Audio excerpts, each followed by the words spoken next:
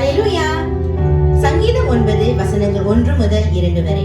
கர்த்தாவே, என் முழு இருதயத்தோடும் உம்மை துதிப்பேன். உம்முடைய அதிசயங்களை எல்லாம் விவரிப்பேன். உம்மில் மகிழ்ந்து களி கூறுவேன். உன்னதமானவரே, உமது நாமத்தை கீர்த்தனம் பண்ணுவேன். ஹல்லேலூயா. நாம் எல்லோரும் எழுந்து நின்று உற்சாகமாக நம் தேவனை போற்றி பாடுவோமாக. வல்லமையுடையவரே,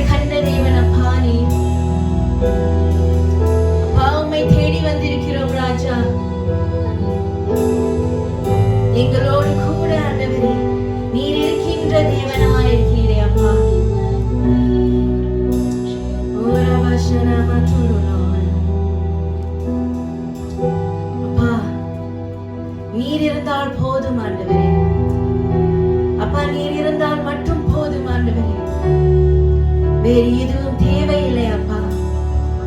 Lord, you alone are sufficient, Lord.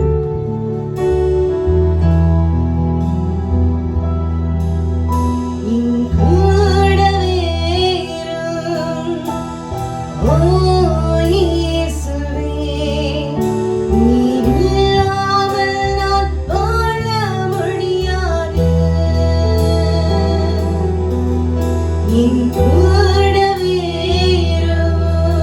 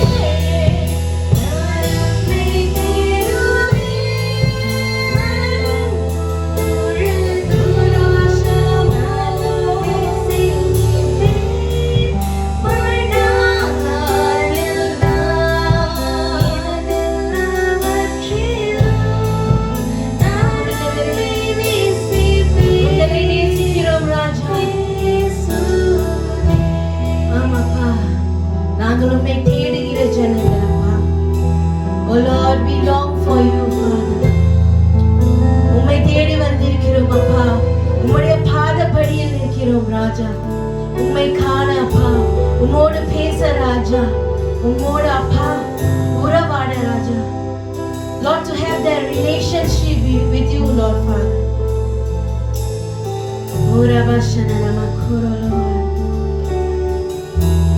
அப்பா, எங்களோடு என்றும் இன்றும் எப்பொழுதும் பேசிக் கொண்டிருக்கிற தேவன் ராஜா நீ.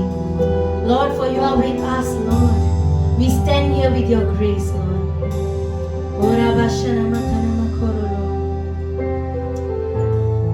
எங்களை பயன்படுத்துங்க ராஜா. Use us, Lord, for you, Father. அப்பா, மீதியான வேலையிலும் கூட ஆண்டவரே, நாங்கள் கேட்க வைக்கும் செய்தி ராஜா, அது எங்களுக்கானதாக இருக்கட்டும் ராஜா. Lord, something that you want us, Lord, to hear from you, Lord. Something that you want us to know, Father. Something that you want us to follow, Lord. Speak to us, Lord Jesus, as we open our eyes, our heart and soul, Lord, to receive, Lord. அப்பா, பேசுங்க ராஜா, பேசிக்கொண்டே இருங்க அப்பா.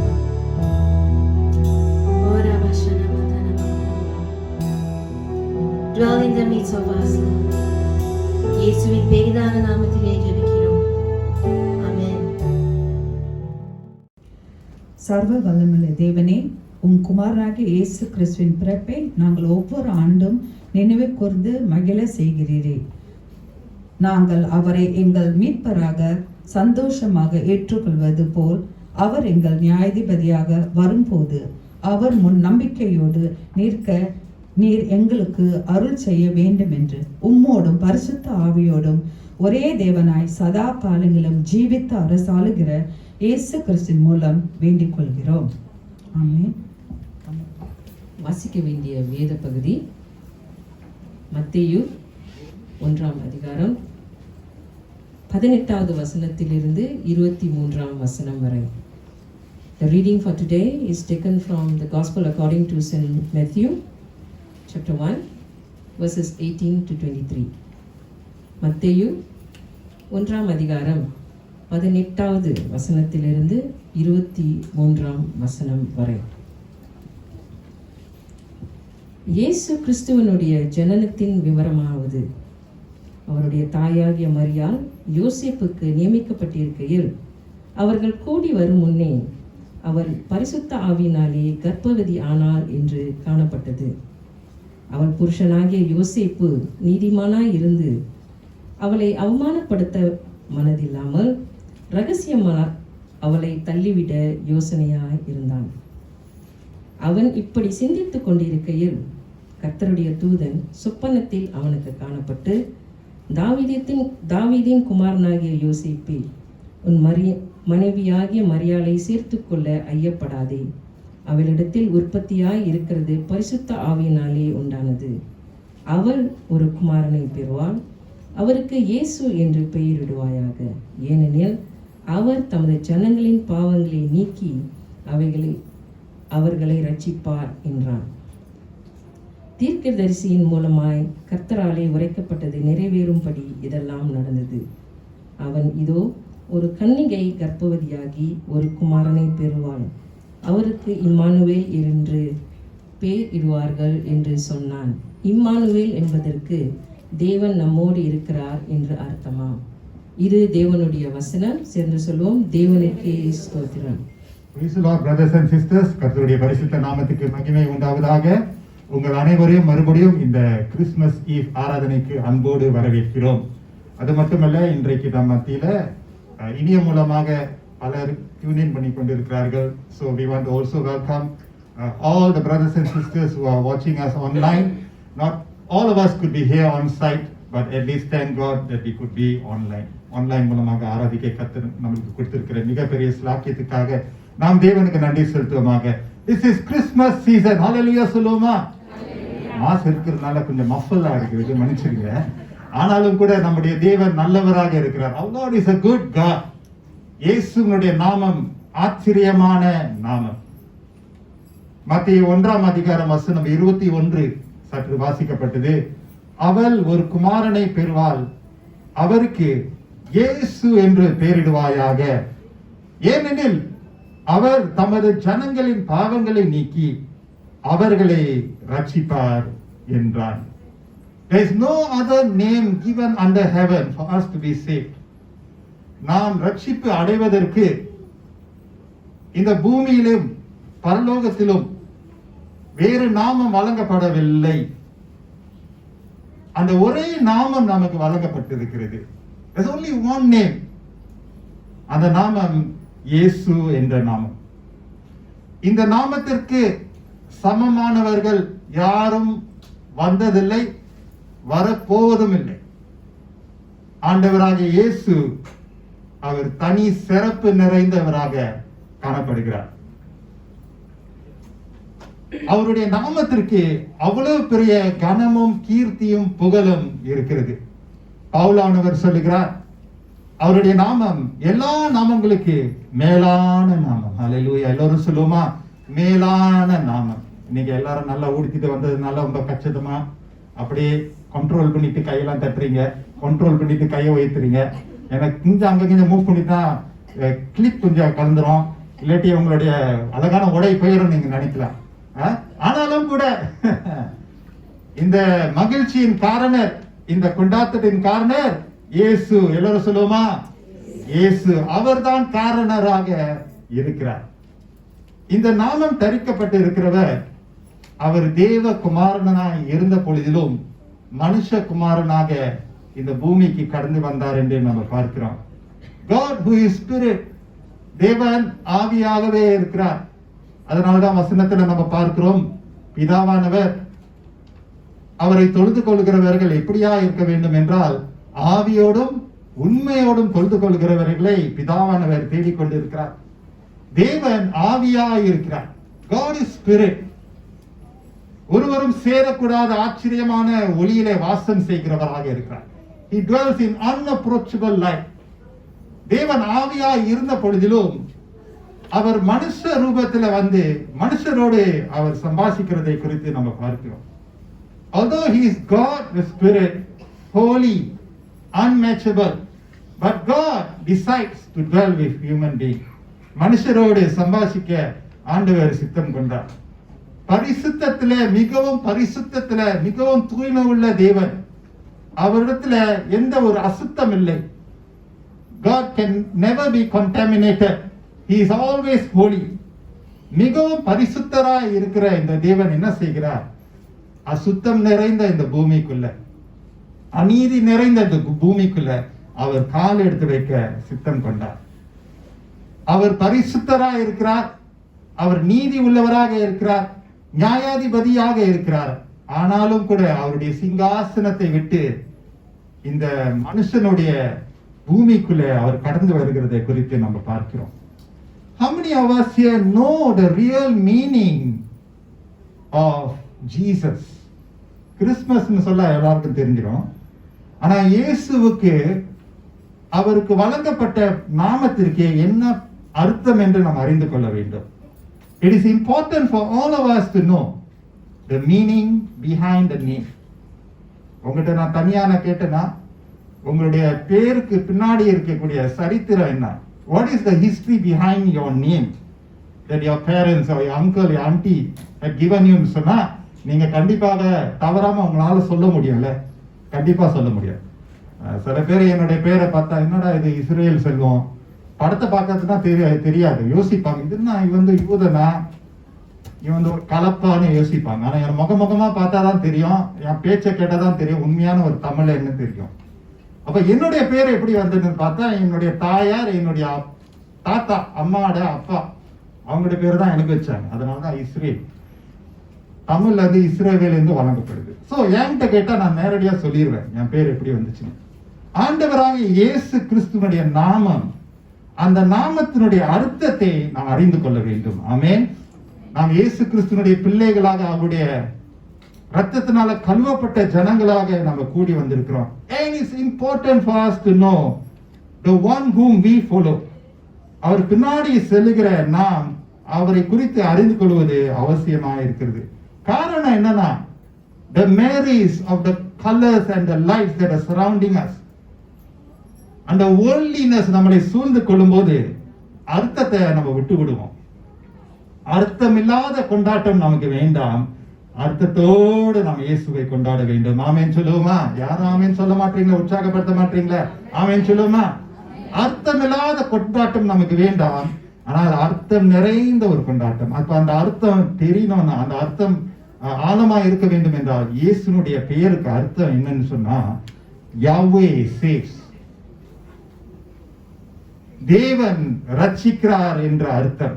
அல்லது யாவே is salvation, தேவன் அவர் ரட்சிப்பாய் காணப்படுகிறார், அல்லது அவர் ரட்சிப்பின் கர்த்தராய் இருக்கிறார் என்று அர்த்தம் கொண்டதாய் இருக்கிறது. அவருடைய நாமத்திற்கு என்ன அர்த்தம் என்று பார்க்கும்போது he comes to rescue us, he comes to deliver us, he comes to save us. நம்மளை காப்பாற்றுவதற்காகவே, நம்மளை விடுவிப்பதற்காகவே, நம்மளுக்கு ரட்சிப்பு வழங்குவதற்காகவே மனுஷகுமாரன் கடந்து வந்தார். ஹalleluya. வேதம் என்ன சொல்லுகிறது? salvation is found in no one else but Christ Jesus. இந்த உன்னதமான ரட்சிப்பு கிறிஸ்து இயேசு கிறிஸ்துவின் மூலமாக தான் வருகிறது. வேறு யாரிடத்திலும் அது வர முடியாது.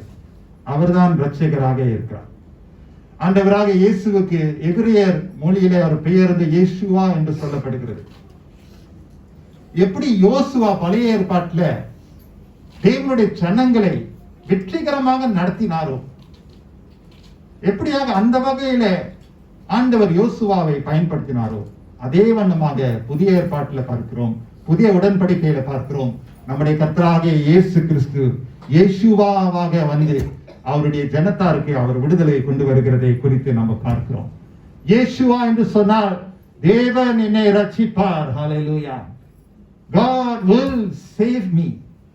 Now you may be wondering, why am I talking about the word save? காப்பாற்றுவது என்ற அந்த வார்த்தையை நான் ஏன் பயன்படுத்துகிறேன்? இந்த நாளினுடைய செய்தியே அதுதான். இயேசு நம் ரட்சகர். Jesus our savior. ஆமென். சேர்ந்து சொல்லுமா? இயேசு நம் ரட்சகர். சொல்லுமா? இன்னும் ஒரு முறை சொல்லுமா? ஆழமாக உணர்த்துவதோடு சொல்லுமா? இயேசு நம் ரட்சகர். அவள் ஒரு குமாரனை பெறுவாள், அவருக்கு இயேசு என்று பெயரிடுவாயாக, ஏனெனில் அவர் தமது ஜனங்களின் பாவங்களை நீக்கி அவர்களை ரட்சிப்பார் என்றான். இந்த நாளில் 3 குறிப்புகள் உங்களோடு பகிர்ந்து கொள்ள போகிறேன். 3 points I want to share with you this evening. முதலாவது, நம் பாவங்களை நீக்குவார். He will remove our sins. நம்முடைய பாவங்களை நீக்குவார். பாவம் ஒரு கரை. Sin is a stain. கரை மிகவும் மோசமான ஒரு கரை. அதாவது நம்முடைய சட்டையில ஒரு கரை பட்டுச்சுன்னா நம்ம என்ன செய்வோம்? முயற்சி பண்ணுவோம் அந்த கரையை நீக்குவதற்கு. எத்தனை பேருக்கு லக்ஸா சாப்பிட பிடிக்கும்? கை தூக்குங்க. நிறைய பேர் இருக்கீங்களா? ஆசை முடிக்கணும், பத்தி இருக்குதோ? லக்ஸா சாப்பிடுறவங்க வெள்ளை உடுப்பு போட்டு கடைக்கு போக கூடாது. தவறி செஞ்சிட்டீங்கன்னா அவ்வளவுதான்.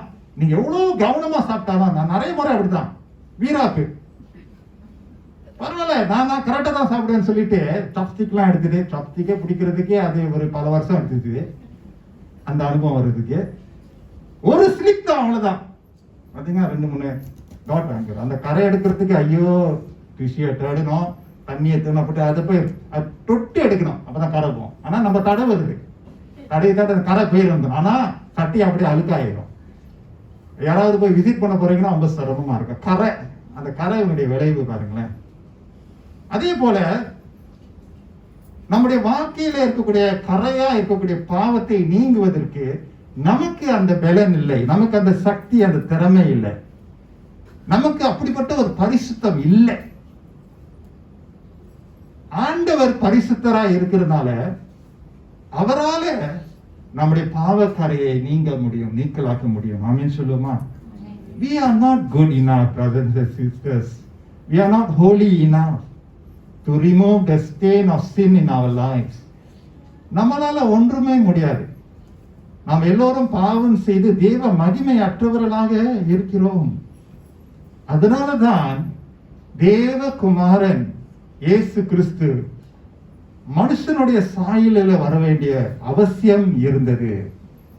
People needed to see this God in the human form, that they can touch this God. இந்த இயேசுவை தொட முடியும், இந்த இயேசுடைய குரலை கேட்க முடியும், அவருடைய உணர்ச்சிகளை உணர முடியும் என்று சொல்லி தேவன் சித்தம் கொண்டார். That is why the most favorite verse or most published verse in the Bible, John 3:16, for God so loved the world that he gave his only begotten son, that whoever believeth in him will not die but have everlasting life. தேவன் நம்மேல் அதிகமாய் அன்பு கூறினால அவருடைய ஒரே குமாரனை குறித்து நமக்கு நித்திய ஜீவனை வழங்கினார் என்று சொல்லி நம்ம பார்க்கிறோம். இந்த வேதத்துல நம்ம பார்க்கிறோம், அவருடைய ஜனங்களை ரட்சிப்பதற்காக ஆண்டவர் வந்தார். His people, தமது ஜனங்களின் பாவங்களை நீக்க. I like this verse. தமது ஜனங்கள், இது யார் சொல்றா? தேவ தூதர் சொல்லுகிறார், யோசேப்பு இடத்தில் சொல்லுகிறார், தமது ஜனங்கள். When God is looking at us, he is saying, you are my people. நீங்க என்னுடைய ப்ராடக்ட், நான் உங்களை படைச்ச ஆண்டவர் ஒருமை பாராட்டுகிறார். All of you are my people. என்னுடைய ஜனம், என்னுடைய ஜனம் அழிந்து போக கூடாது. நான் என்னுடைய சாயலிலே சிருஷ்டித்த என்னுடைய பிள்ளைகள் அழிந்து போக கூடாது என்று தேவன் எப்பொழுதும் வாஞ்சையா இருக்கிறார். You know, brothers and sisters, we do not belong to ourselves. நாம் இந்த வாழ்வு நமக்கென்று சொந்தம் அல்ல. இப்போ இருக்கிற இந்த பூமியில வாழ்ந்து கொள்கிற தற்காலிக ஒரு இடம், டெம்பரரி பிளேஸ் தான் இது. பவுல் சொல்லுகிறார், நம்முடைய குடியிருப்போ பரலோகத்தில் இருக்கிறது. Our citizenship is in heaven. இப்ப இருக்கிற ஸ்பேஸ் ஒரு டெம்பரரி ஸ்பேஸ் தான். ஒரு டெம்பரரி ஜேர்னி ஆன் எர்த்ல நம்ம இருக்கிறோம். நம்முடைய முதலாவது உண்மையான குடியிருப்போ பரலோகத்துல இருக்கிறது. ஆண்டவருடைய விருப்பம் என்னன்னா, எல்லோரும் கெட்டு போகாதபடி பரலோகத்துல சேரணும். ஆண்டவருக்குன்னு ஒரு விருப்பம் இருக்கு. God's will is that none should perish. ஆகவேதான் இந்த கிறிஸ்துமஸ் நமக்கு நினைவாக வருகிறது. It's a memory for us. நம் பாவங்களை நீக்கவே இயேசு கிறிஸ்து வந்தார். Hallelujah. Jesus has come to remove the stain of sin in our life. பாவம் இன்றைக்கும் ஒரு பிரச்சனையா தான் இருக்கு. Sin is still a problem on earth. பாவத்தின் மூலமாக பல குடும்பங்கள் அழிந்து போய்விட்டன. பாவத்தின் மூலமாக ஜனங்கள் தத்தளித்துக் கொண்டிருக்கிறார்கள். பாவம் இருக்கும்போது தேவன் நமக்கு வழங்கக்கூடிய அந்த நித்திய பாதையில நாம் நடக்காதபடி, அவர் நமக்கென்று வைத்திருக்கிற திட்டம் செய்யாதபடி பாவம் ஒரு தடையாகவே இருக்கிறது. God has a plan to prosper and not to harm us. எரேமியா 29ஆம் அதிகாரம் வசனம் 11ல நம்ம பார்க்கிறோம். God has a plan for all of us. ஆனால் பாவம் நம்முடைய வாழ்க்கையில, நம்முடைய குடும்பத்துல, நம்ம சமுதாயத்துல, நம்முடைய சபைகளை அதிகரிக்கும் போது என்ன நடக்குதுன்னா, தேவனுடைய சித்தம் நம்முடைய வாழ்க்கையை விட்டு விலகி போக ஆகுகிறது. Slowly we move away from the will of God, from the plans of God.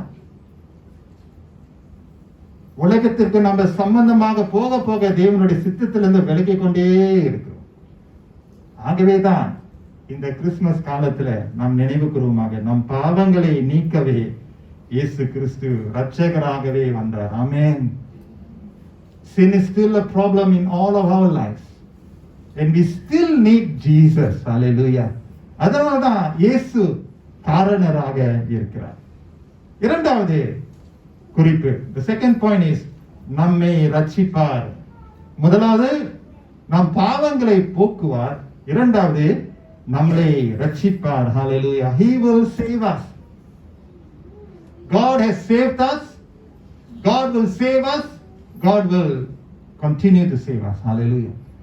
ஆண்டவர் நம்மை ரட்சித்தார். அவருடைய இரத்தத்தினாலே மீட்டுக் கொண்டார். ஆண்டவர் நம்மை ரட்சித்துக் கொண்டே இருக்கிறார். அதுதான் பரிசுத்தம், sanctification. ஆண்டவர் நம்மை ரட்சிப்பார், glorification. அந்த மகா பரிசுத்த இரண்டாவது வருகையிலே நாம் காணப்பட வேண்டும் என்றால் அவர் நம்மை ரட்சிக்க வேண்டும். பாவத்தின் அடிமைத்தனத்திலிருந்து ஆண்டவர் நம்மளை ரட்சித்தார். பாவத்தினுடைய வல்லமையிலிருந்து ஆண்டவர் நம்மளை ரட்சித்தார்.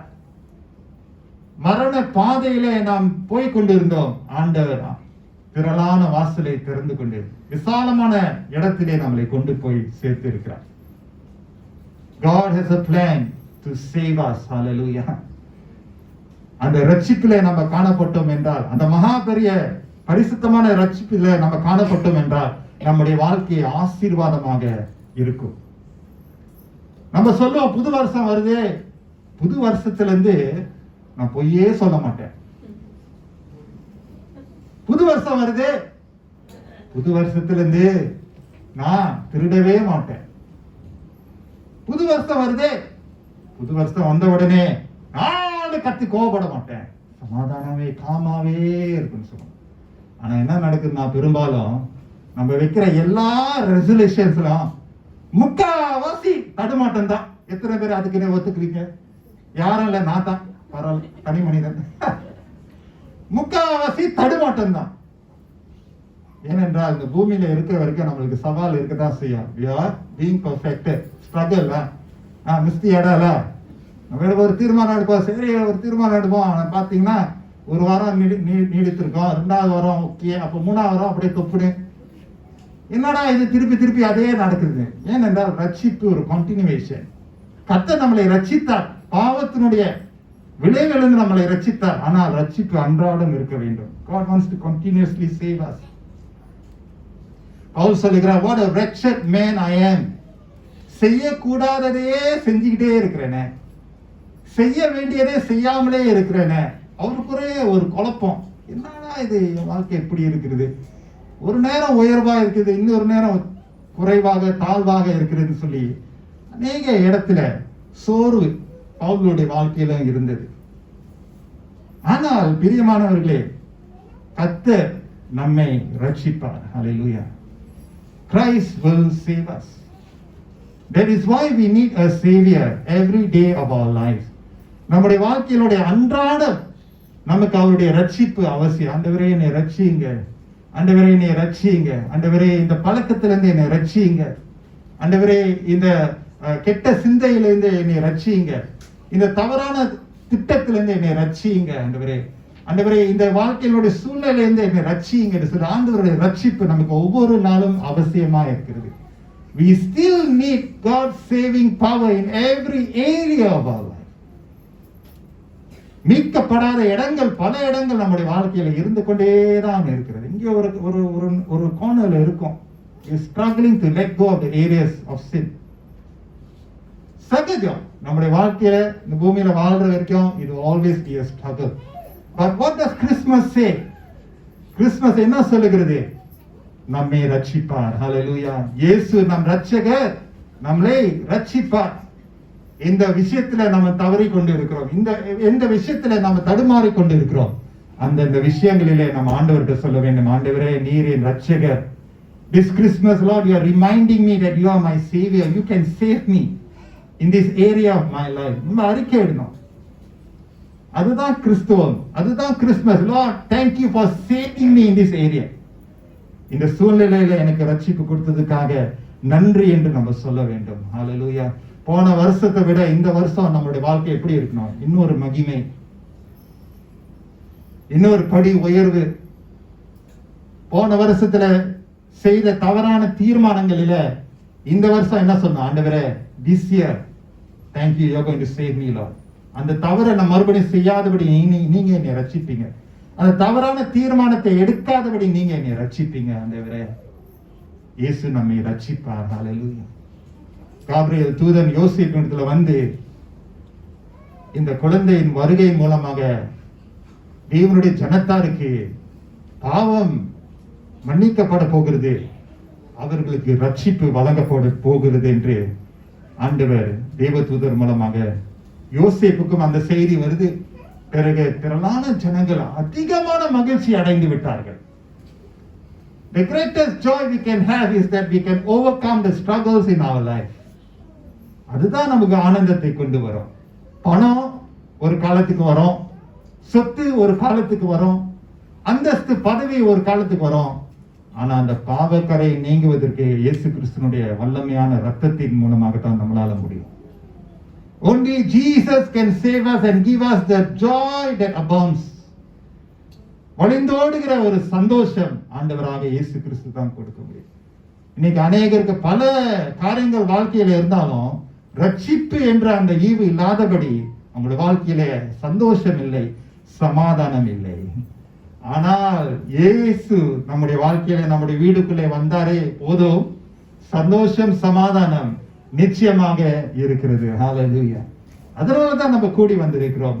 நம்மை ரட்சிப்பவர், ஹalleluya. இந்த கிறிஸ்துமஸ் காலங்களிலே ஆண்டவர் நமக்கு நினைவூட்டுகிறார். ஆண்டவர் நம்மளை ரட்சிக்கிறவராக இருக்கிறார். முதலாவது நான் சொன்னேன், நம் பாவங்களை அவர் நீக்குவார். எந்த பாவ கரையோடு நம்ம இருந்தாலும் ஆண்டவர் அந்த பாவ கரையை நீக்குவார். ஆண்டவர் நம்மளை ரட்சிப்பார். மூன்றாவது, மத்தேயு 1ஆம் அதிகாரம் வசனம் 23 வாசிக்கப்பட்டது. மறுபடியும் நான் வாசிக்கிறேன். அவள் இதோ ஒரு கன்னிகை கர்ப்பவதியார். மறுபடியும் வாசிக்கிறேன். அவன் இதோ ஒரு கன்னிகை கர்ப்பவதியாகி ஒரு குமாரனை பெறுவாள். அவருக்கு இம்மானுவேல் என்று பெயரிடுவார்கள் என்று சொன்னான். இம்மானுவேல் என்பதற்கு தேவன் நம்மோடு இருக்கிறார் என்று அர்த்தமாம். ஆமென் சொல்லுமா? இம்மானுவேல் என்பதற்கு அர்த்தம் தேவன் நம்மோடு இருக்கிறார். God is not like a discipline master always holding that rod, the cane in his hand, always want to whack the person who wrongs. ஒரு கையில டிசிப்ளின் இருக்கும், ரோத்தான் வச்சிருப்பாரு. ஆனா இன்னொரு கையில கோல் இருக்கும், தடி. அவருடைய கோலும் அவருடைய தடியும் நம்மளை தேற்றும் என்று சங்கீதக்காரர் சொல்லுகிறார். Yes, God is holy and righteous. He wants us to follow his way. ஆனா அதே சமயத்துல தேவன் நம்மோடு இருக்கிறார்னா என்ன தெரியுமா? நம்மளோட சகிப்பு தன்மை, விட்டு கொடுக்கிற தன்மை. பரவாயில்ல, என் மக தவிக்கிறா, கஷ்டப்படுறான்னு தெரியுது, நான் அவளோடு இருப்பேன். அவ கஷ்டத்துல நானும் இருப்பேன். நான் விலகி போக மாட்டேன். ஏன்னா தாயின் தகப்பனார் உன்னை கைவிட்டாலும் நான் உன்னை கைவிடுவதில்லை. நான் நேற்றும் இன்றும் என்றும் மாறாதவனாய் இருக்கிறேன். நான் ஆல்பாவும் உமேகமாய் இருக்கிறேன், ஆதி மந்தமுமாய் இருக்கிறேன். இதோ உன்னுடைய பெயரை என்னுடைய உள்ளங்கையில் நான் வரைந்திருக்கிறேன். உன்னுடைய மதில்கள் எனக்கு முன்பதாகவே இருக்கிறது. ஹalleluya. இம்மானுவேல் தேவன் நம்மோடு இருக்கிறார்னா என்ன? சில நேரத்தில் நம்ம தவறி போனாலும் ஆண்டவர் அப்பாவா இருக்கிறார்ல, அம்மாவா இருக்கிறார்ல, கைவிட மாட்டார். எப்படியாவது என் மகன் என்னிடத்துல வந்துட மாட்டானா ஒரு வாஞ்சியோடு அவரை காத்திருப்பார். காத்திருக்கிற தேவன், ஹalleluya, இயேசு கிறிஸ்து எப்போதும் காத்திருப்பார். பொறுமையான தேவன் நம்மோடு இருப்பார். ஹalleluya. நம் பாவங்களை நீக்குவார், நம்மளை ரட்சிப்பார், நம்மோடு இருப்பார். What a great assurance. That is our God. That is our God. Say, I will hold you by my right hand. அதனால்தான் சங்கீதக்காரர் சொல்லுகிறார், கர்த்தர் என்னுடைய வலது பாரிசத்தில் இருக்கிறபடினாலே நான் அசைக்கப்படுவதில்லை. The experience of God holding us by his hand. வாப்பா, நான் உன்னை பிடிச்சி நான் உன்னை கரை சேர்த்து விடுவேன். உன்னைய மட்டும் நான் குடும்பத்தையும் நான் கரை சேர்த்து விடுவேன். கலங்காதே, திகையாதே, நான் உன் தேவன், நான் உன்னை கைவிட மாட்டேன். அதனால்தான் இம்மானுவேல் தேவன் நம்மோடு இருக்கிறார். And I said this in one of the sermons, if you all would remember, God cannot be with us when we continuously practice wickedness. பரவாயில்ல, இம்மானுவேல் தேவன் நம்மோடு இருக்கிறாரு, நான் செய்ய வேற தவறுலாம் நான் செய்யறேன், தேவன் நம்மோடு இருக்கிறாரு, என் தவற்றிலும் நம்மோடு இருக்கிறாரு அல்ல. இல்ல, தவறு எனக்கு இருக்கு ஆண்டவரே, ஆனா நான் முயற்சி பண்றேன், என்னை மன்னிங்க, என்னை ரட்சிங்கன்னு சொல்றவங்களுக்கு ஆண்டவரே நான் உன்னுடனே இருக்கிறேன். மறுபடியும் தீமையில, அக்கிரமத்துல, பாவத்துல நம்ம நிறைந்தவர்களாக இருக்கும்போது ஆண்டவர் எப்படி நம்மோடு இருப்பார்? சில நேரத்துல நம்மளை சிட்சிப்பார், நம்மளை தண்டிப்பார், சில புயல்களில் கடந்து செல்வது நம்ம அனுமதி கொடுப்பாரு. அங்கேயும் தேவன் நம்மோடு இருப்பார். உலையான சேற்றில விழுந்தாலும் நம்மளை தூக்கி எடுப்பார், கண்மலை மேல நிறுத்துவார், கைவிட மாட்டார். ஆனா நம்ம நெஞ்சி தூக்கி நடக்க கூடாது. ஆமேன்னு சொல்ல மாட்டீங்களா? என்ன சொன்னா? தாழ்மையோடு கர்த்தருடைய பலத்தை வலது கரத்துக்குள்ள அடங்கி இருக்கும் போது ஏற்ற நேரத்துல தூக்கி எடுப்பார். எனக்கு இந்த ரட்சகர் தேவையில்லைன்னு சொல்றவங்க இருப்பாங்க, இந்த தேவனுக்கு தேவையில்லை என்று சொல்றவங்க இருப்பாங்க. உலக போக்குல நான் போய்கொண்டே இருப்பேன், அந்த கொண்டாட்டத்துல நான் இருப்பேன்னு சொல்லுவாங்க. அங்க என்ன சொல்லுவாங்க? என் மகன் திரும்பி வரமாட்டானோ. நம்ம இடத்துல பேசிக்கொண்டே இருப்பார், தட்டிக்கொண்டே இருப்பார், நம்மளை நடத்தி கொண்டே இருப்பார்.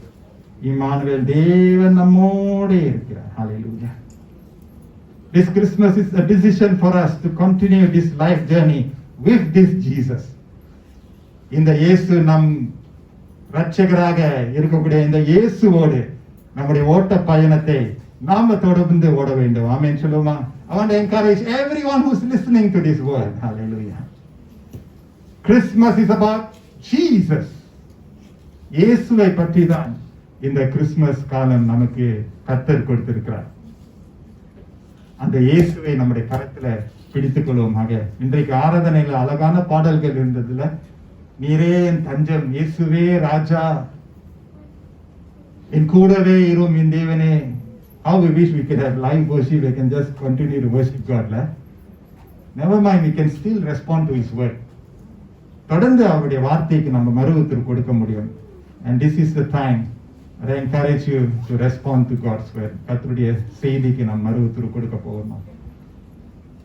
I'm going to the altar in a short while, and you can see in the altar is a white candle. And the white candle signifies Jesus as the light of the world.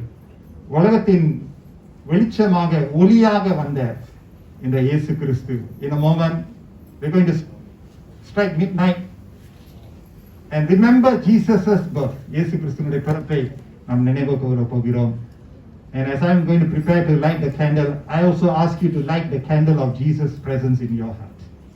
Hallelujah. Shall we all stand? நாம் எழுந்து நிற்போமாக.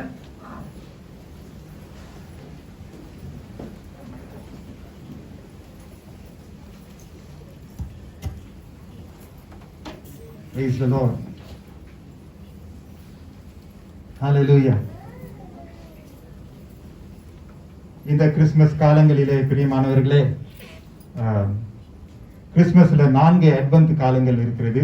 ஞாயிற்றுக்கிழமை, முதலாவது ஞாயிற்றுக்கிழமை நம்பிக்கை, பிறகு விசுவாசம், சமாதானம், சந்தோஷம். கர்த்தர் நமக்கு இந்த கிறிஸ்துமஸ் காலங்களிலே, especially this very difficult year 2020, கிறிஸ்துவை நாம் முன்பதாகவே வைப்போமாக. ஹல்லேலூயா சொல்லுமா? Put Christ ahead of us. Remember, Jesus is our Savior. இயேசு நம் இரட்சகராக அவர் இருக்கிறாரு. I want to encourage you, whoever you are, wherever you are, as you are participating in this service, இந்த ஆராதனையில நீங்க பங்கு கொண்டு இருக்கிறீங்கன்னா, கர்த்தராக இயேசு கிறிஸ்துவை உங்களுடைய உள்ளத்துல ஏற்றுக்கொள்ளுங்கள். அவரை உங்களுடைய வாழ்க்கைக்குள்ள கொண்டு வாருங்கள். ஆண்டவரே, நீங்க என்னுடைய வாழ்க்கையில வர வேண்டும், நீர் என்னுடைய வாழ்க்கையில தலைவராக இருக்க வேண்டும், அதிபதியாக இருக்க வேண்டும், என்னை நடத்துங்க. நான் எடுக்கிற தீர்மானத்துல நீங்க கூட இருங்க, என் குடும்ப வாழ்க்கையில நீங்க கூட இருங்க, என்னுடைய வேலை இடத்துல நீங்க கூட இருங்க, என்னுடைய படிப்பில நீங்க கூட இருங்கன்னு சொல்லும்போது இயேசு நம்முடைய வாழ்க்கையில நிச்சயமாக வருவார். இயேசு இல்லாத ஒரு வாழ்க்கையே இல்லை. A life without Jesus is nothing. But I want to encourage you this Christmas, never let go of this Jesus. Hallelujah Suloma. Shall we all say, Jesus, Yesuve, நீர் என் இரட்சகர். Hallelujah. As we enter into this Christmas season, Hallelujah, கர்த்தர் நம்மை ஆசீர்வதித்து நிச்சயமாக நடத்துவார். Amen. Okay, we'll have a special time in a moment. Hallelujah. நல்ல ஒரு நேரம். நம்முடைய இருதயத்திலே இயேசு கிறிஸ்துவை நாம் நினைவு கூறுவோமாக. Remember Jesus. Hallelujah. We are going to prayerfully do this, signifying Christ as the head of our life. நம்முடைய குடும்பத்திலே கர்த்தருக்கு நாம் இடம் கொடுப்போமாக. தேவன் தாம் நம்மை நிச்சயமாக இந்த வேலையை நடத்துவார். Hallelujah. Thank you, Heavenly Father. Amen. We're going to count down to Christmas, all right? நீங்க தான் எனக்கு ஹெல்ப் பண்ணோம். ஓகே என் பிள்ளைய ரொம்ப அமைதியா இருக்கீங்க. இங்க நான் ரொம்ப தனிமையா இருக்கேன். All ready for Jesus? Shall we scream Jesus? Hallelujah. நல்லா கை தட்டலாமே. Okay, we're going to count down 10, 9, 8, and we're going to shout Jesus, alright? Get ready, everyone. உங்க வீட்டில் இருந்தா பங்கு கொள்ளுங்க. We're going to count down in a moment. எல்லாரும் சேர்ந்து count down பண்ணோம். Okay, shall we do that together? 10, 9, come on, for Jesus.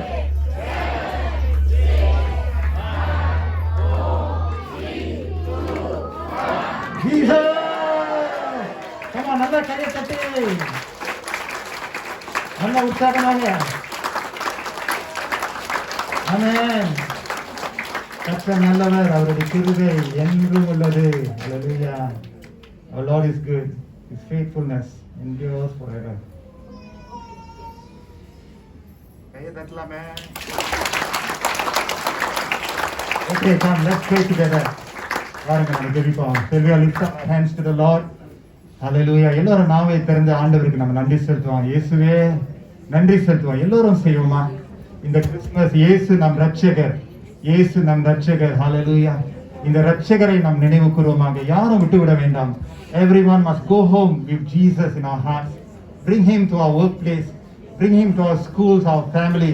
நம்முடைய சபை, நம்முடைய ஊழியத்துல ஆண்டவரே நாங்க நன்றி செலுத்துகிறோம். இயேசுனுடைய நாமத்திற்காக நாங்க நன்றி செலுத்துகிறோம். எல்லா நாமங்களுக்கு மேலான நாமம் ஆண்டவரே, இந்த கிறிஸ்துமஸ் காலத்துல உங்களுடைய பிறப்பை நாங்க நினைவு கூறுகிறோம். ஆண்டவரே, எங்களுடைய பாவங்களை போக்குவதற்காக நீ வந்தீர். ஆண்டவரே, ஆண்டவரே, எங்களை ரட்சிக்கவே நீர் வந்தீர். எங்களோடு இருப்பதற்காகவே நீர் வந்தீரே. நாங்க நன்றி செலுத்துகிறோம். இப்படிப்பட்ட தேவனை நாங்கள் ஆராதிக்க நீ கொடுத்திருக்கிற ஸ்லாக்கியத்துக்காக நன்றி ஆண்டவரே. Lord, this Christmas we want to thank you for your son Jesus Christ. இயேசு கிறிஸ்துவுக்காக நன்றி ஆண்டவரே. நீர் இல்லாத வாழ்க்கையே இல்லையே ஆண்டவரே. ஆண்டவரே, இந்த ஆராதனையில வந்திருக்கிற ஒவ்வொருவரும் ஆண்டவரே உம்மை அறிந்து கொள்ள வேண்டும் ஆண்டவரே. உம்மோடு உறவு கொள்ள வேண்டும் ஆண்டவரே. உம்மை பற்றி கொள்ள வேண்டும் ஐயா. எங்களை தொடர்ந்து ஆசீர்வதிங்க ஆண்டவரே. இந்த ஆண்டை முடிக்கும் போது இயேசுனுடைய பிரசனத்தினால, இயேசுனுடைய ஆசீர்வாதத்தினால முடிக்க எங்களை நடத்துங்க ஆண்டவரே. எல்லா துதிகான மகிமை நாங்கள் உமக்கே செலுத்துகிறோம். இயேசுவின் மூலம் ஜெபிக்கிறோம் எங்க நல்ல பிதாவே. ஆமென். கரங்களை தட்டி இயேசு ராஜாவுக்கு மகிமை செலுத்துவோமாக. ஆமென். ஆமென். Thank you. Merry Christmas everyone. Christmas தின வாழ்த்துக்கள். எல்லோரும் உற்சாகமாக சமாதான பிரபுவின் பிறந்தநாள் என்று பாடுவோமாக.